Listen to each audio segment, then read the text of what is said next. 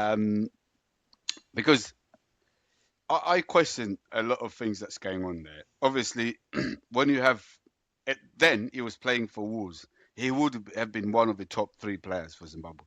So any logic tells you that he should be first on that team sheet, but he's Mm. not.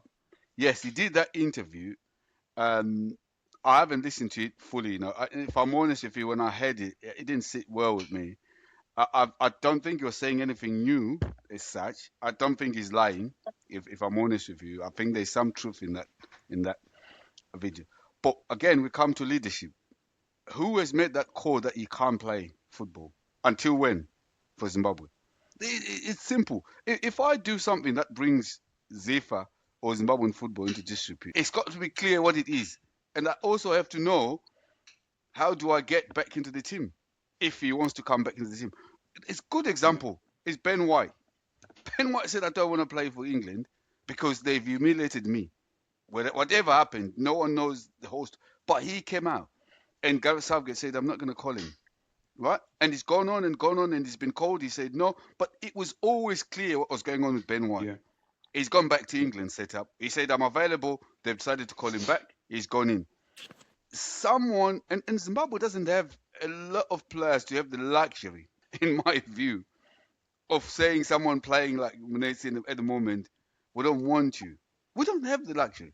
In fact, everything should have been done. I know he probably was injured, so maybe the tournament was too early for him, Kevin. But the plan B again, should have been the room for negotiations and conversations to take place with him. If he needed to come up and apologize, then he'll come up and apologize. Whatever he needed to do.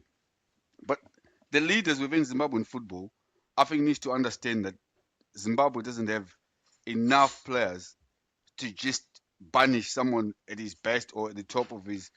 I don't know. We never know. Maybe he's done something that maybe if all of us finds out, might turn around and say, "Oh, that's bad."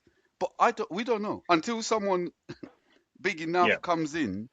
And Ray, I Mm. get him. I say he's right. That coach hasn't been there for too long. He wasn't there when this whatever happened. And I don't think he would have taken any issue with his interview, if we're being honest. I don't think he criticized him, which one might say it was personal. It wasn't. The Zifa chairman had just come into office, so I Yeah. would have thought he's not part of that. Or the whole executive have just come into the office. So you start to think, again, we go back to the politics. Is there people, you know, Behind. behind a lot of these football Yeah. decisions? For me, it's a sad situation either way.